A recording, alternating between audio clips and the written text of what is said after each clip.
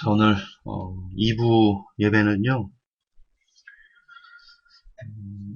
우리 주일을 마무리하는 그런 날이니까요, 그런 시간이니까 조금 무겁지 않게, 소프트하게, 그리고 짧게, 간결하게 그렇게 마무리했으면 좋겠습니다. 설교 제목은 제가 회복단상에서 써놨던 글인데요. 당신의 삶이 분노로 충만할 때면입니다. 당신의 삶이 분노로 충만할 때면.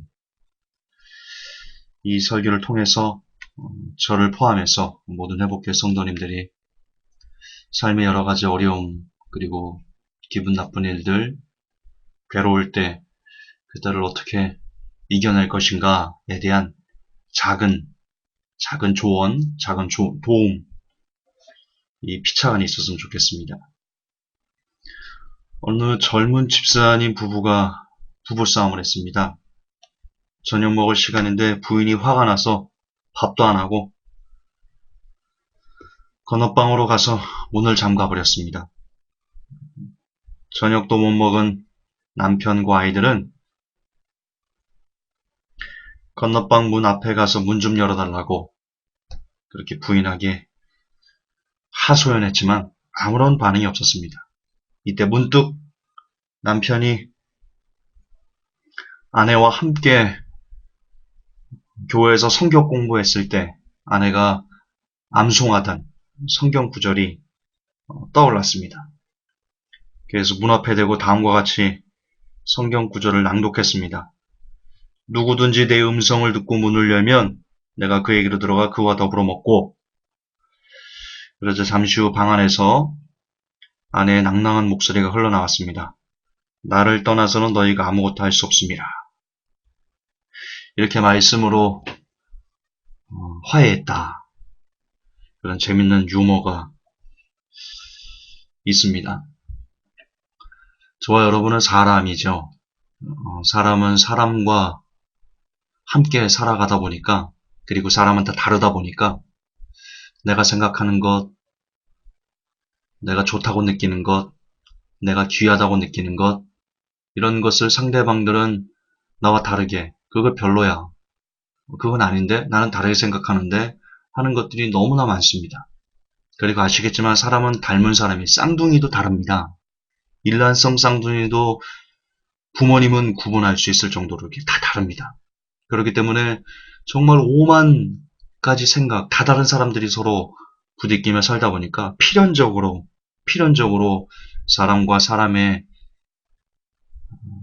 삶에는 트러블이, 어려움이, 그로 인한 고통들이, 아픔들이, 슬픔들이, 그리고 외로움들이 있을 수가 있습니다. 그럴 때 우리는 어떻게 해야 될까요? 저는 이 유머에서 그 답을 얻고 싶습니다. 사람과 사람과의 문제나 혹은 어떤 사람의 아픔이나 어떤 사람의 외로움이나 어떤 사람의 괴로움이나 슬픔들을 근본적으로 치유할 수 있는 그런 힘은, 유일한 힘은, 저는 유일하다고 표현하고 싶습니다. 유일한 힘은, 물론 심리학이나 기타 치유 프로그램들이 도움이 일견될 수는 있겠죠. 하지만 근본적으로 사람을 힐링할 수 있다? 근본적으로 사람을 그 괴로움이나 어떤 아픔들을 치유할 수 있다? 그 힘은, 저는 유일한 힘이 바로 말씀이라고 생각합니다. 믿습니다. 성경은 얘기합니다. 말씀은 살았고 운동력이 있어서 우리의 영과 혼과 관절과 골수를 찔른다. 그리고 쪼갠다. 세상 천지에 그 어떤 힘이 있어서 우리의 영을 쪼개고 우리의 혼을 쪼개고 우리의 관절을 쪼개고 우리의 골수를 찌를 수 있겠습니까? 인간의 언어가 그것을 가능하게 할까요? 아닙니다. 오직 유일한 하나님의 말씀만이 저와 여러분들의 진짜 회복해야 될 부분들을 회복해줄 수 있다. 사람의 모든 걸 수술하는 유일무이한 힘은 오직 말씀뿐이다. 그렇게 믿습니다. 그것이 어쩌면 당연한지도 모르겠습니다. 왜냐하면 우리는 말씀으로 창조됐거든요. 하나님께서 그러셨잖아요. 우리 숨을 불어넣으시면서 그 코에 생기를 불어넣으셨죠. 그래서 하나님의 말씀이 우리 안에 들어가지 않으면 우리는 진짜 온전히 회복될 수 없다. 특별히 오늘 제목처럼 우리의 삶에 분노로 충만할 때가 있습니다. 살다 보면 그렇죠. 화날 때가 참 많습니다. 그때 우리의 분노를 근본적으로 바꿀 수 있는 어떤 사람에게 서운합니다. 가족끼리도 서운할 수 있고요. 친구끼리도 서운할 수 있습니다. 교회에서 목사님에게 서운함을 받을 수 있고요. 성도분들에게 서운함을 받을 수 있습니다. 또 성도와 성도끼리 서운할 수 있고 분노가 일 수 있습니다. 그러나 문제는 그런 마음들을 그대로 갖고 우리가 살아갈 수는 없습니다. 왜냐? 그 끝은 너무나 아픈 지옥이라는 뜨거움이 기다리고 있기 때문입니다. 우리는 반드시 우리에게 서운하게 했던 사람들, 그리고 우리를 분노하게 했던 사람들, 그들과 우리는 화목해야 됩니다. 여러분 아시듯 회복교회 주일 오전 예배 때 마태복음 5, 6, 7장을 읽습니다. 거기에 보면 이런 내용이 나옵니다. 하나님께서 온전하신 것 같이 너희도 온전하라. 기억나십니까? 하나님께서 온전하신 것 같이 너희도 온전하라. 하나님의 명령입니다. 우리는 그러이 돼야 됩니다. 그걸 위해서 몸부림쳐야 됩니다. 근데 그 온전이 무엇입니까? 그 앞절에 나옵니다. 하나님께서 악인에게도 빛을 주신다. 악인에게도 비를 내린다. 악인도 똑같이 은혜를 베푼다. 그러면서 또 이런 내용도 나오죠. 너희가 너희를 좋아하는 사람에게, 너희 형제에게만 무난하면, 잠깐 볼까요?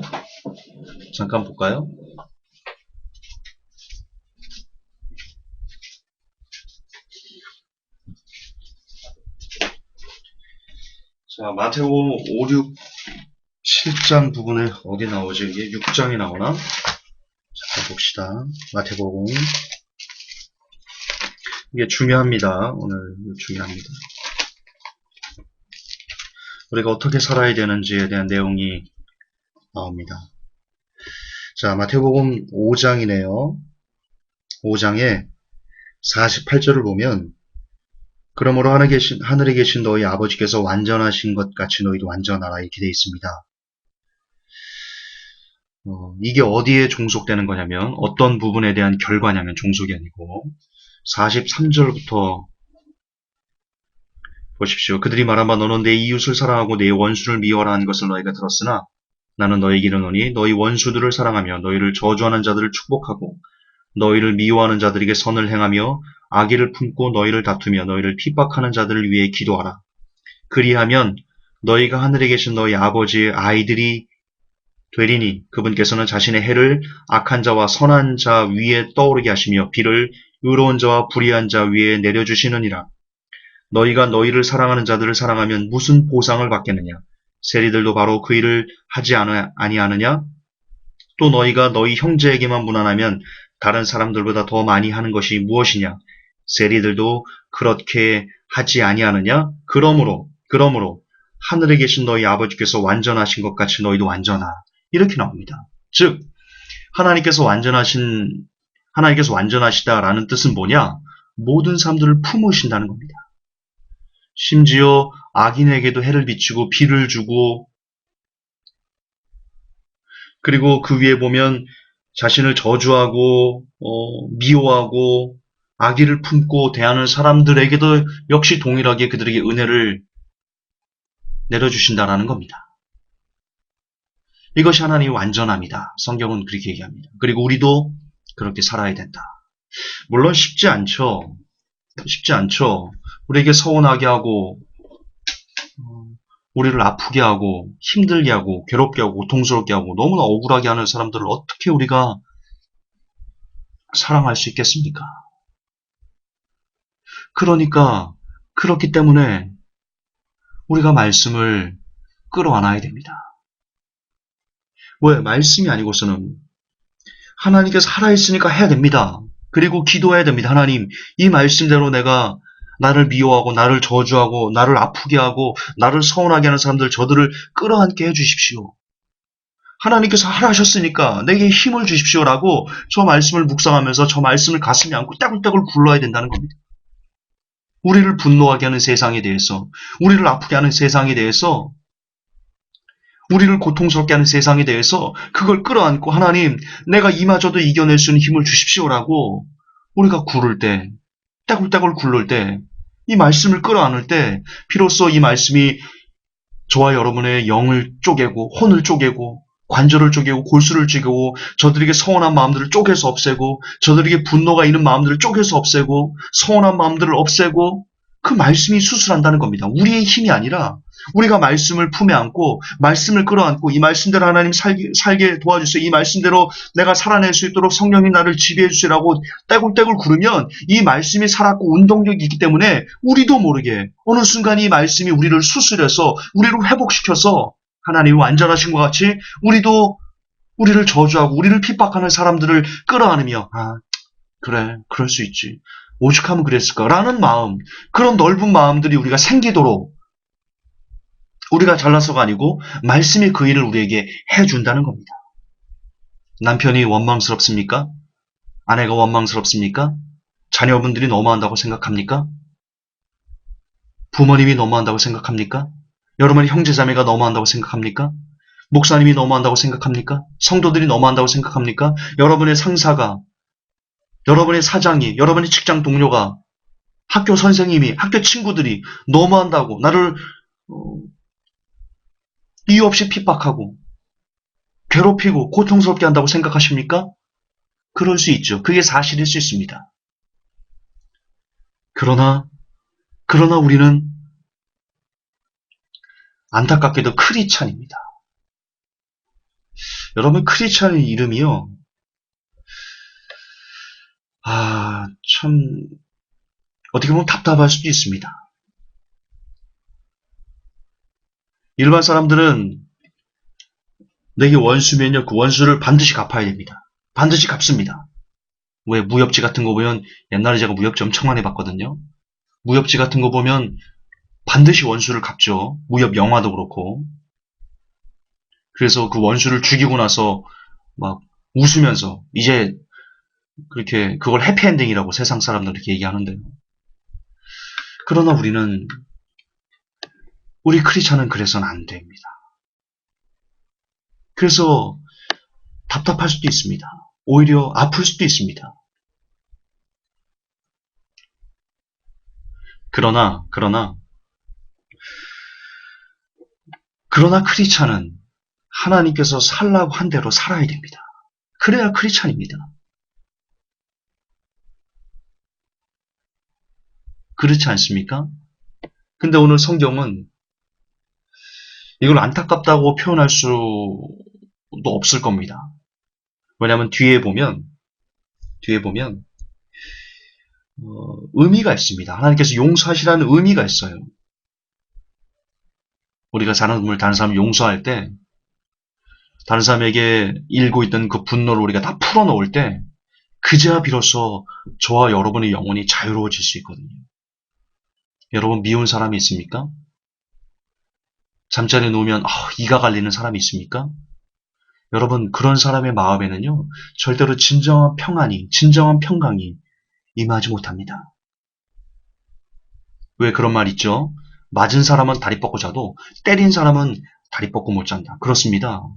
다른 사람들에게 뭔가 억하심정이 있는 사람은요, 절대로 편안한 숙면을 취할 수가 없습니다. 그렇기 때문에 그런 말도 있습니다. 용서는 가장 이기적인 행동이다. 자기를 위해서 가장 좋은 행동이 바로 용서다. 이기적인 행동이다? 그 말은 아닌 것 같은데, 자기를 위해서 가장 좋은 행동이 용서다.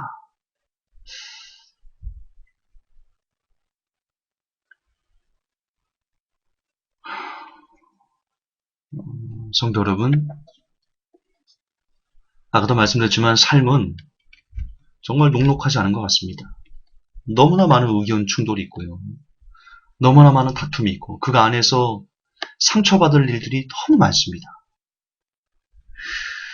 나는 아무렇지도 않게 얘기했는데 상대방은 내 말에 큰 상처를 받고 나를 철천지 원수처럼 여기기도 하고, 역시 반대로 저 사람은 내게 그다지 마음을 두지 않고 툭 던진 말에 내 마음이 아파서 밤새도록 잠을 못 자는 그런 때도 비일비재합니다. 그러나 그때마다 우리는 무엇을 떠올려야 되냐, 무엇을 생각하면서 무엇을 가슴에 품고 이런 녹록하지 않은 삶들을 살아가야 되냐. 예, 답은 말씀입니다. 답은 말씀입니다. 외롭습니까? 외롭습니까? 그러면 말씀을 보면서 예수님께서 외로운 모습들을 보면 우리 주님이 이렇게 외로우셨구나. 그러면서 위안을 받고 위로를 받고 또 힘을 내야 됩니다. 고통스럽습니까? 그러면 또 말씀을 통해서 예수님 십자가 지시는 그 모습들, 그 처절한 고통들을 보면서 우리 주님이 이렇게 고통스러우셨는데 지금 내가 당하는 고통은 아무것도 아니지 하면서 역시 거기서 위로를 받고 또 여러분 힘을 내서 달려가셔야 됩니다. 여러분 힘들게 하는 사람들이 있습니까? 억울하게 하는 사람들이 있습니까? 그러면 또 여기서 말씀을 통해서 주의 선지자들, 성경의 인물들, 다윗, 그리고 예수님 이런 모습들을 그분들이 당한 억울함, 그분들이 당한 핍박 이걸 읽으면서 그래 이런 분들이 있었는데 이렇게 하나님 앞에 가는 사람도 있는데 그래 나도 다시 힘을 내야 되겠다. 역시 말씀을 통해서 위로를 받고 위안을 받고 다시 일어나 여러분 회복돼야 됩니다. 여러분이 당했던 고통이나 여러분이 당했던 억울함이나 여러분이 당했던 슬픔이나 이런 것들을 계속 가슴에 품고 상대방을 향해서 기회만 있으면 내가 너를 어떻게 해버릴 거야 라는 마음으로는 절대로 마태복음 5장의 말씀을 성취하는 삶을 살 수가 없고, 그러면 그 마음 가운데 여러분이 그렇게 용서하지 못하고 내려놓지 못하는 그 마음 가운데 사단은 반드시 여러분을 먹이로 삼아서 그 마음을 먹이로 삼아서 여러분을 잠식할 겁니다. 그래서 여러분들은 더욱더 악하고 추하고 결국 하나님께서 원치 않는 그런 사람으로서 살다 크리스찬이라는 이름을 갖고 살면서도 결국에는 지옥이라는 그 불 속으로 던져지게 될 것입니다. 크리스찬이란 이름은 어쩌면 말씀을 지고 그리고 날마다 말씀 안에서 살려고 분투하는 그것이 크리스찬의 본질이지 않을까 싶습니다. 여러분 삶의 분노가 여러분을 휘어감습니까? 절망의 슬픔이 여러분을 휘어감습니까? 그럴 때마다 할 수 있으면 조용히 앉아 성경을 읽어보십시오. 특별히 예수님의 고난과 예수님 말씀들을 찬찬히 읽어보시고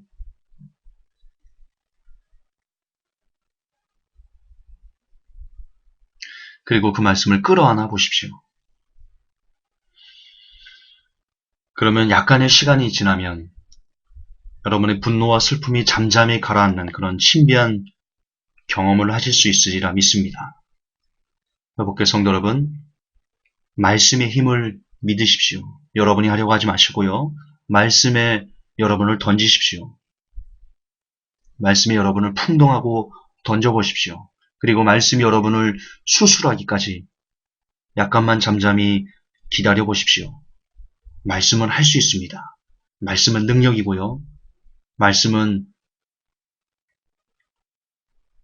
하나님이시기 때문입니다. 그분은 하실 수 있습니다. 우리는 못해도, 우리는 다른 사람을 용서하지 못해도, 우리는 다른 사람들에게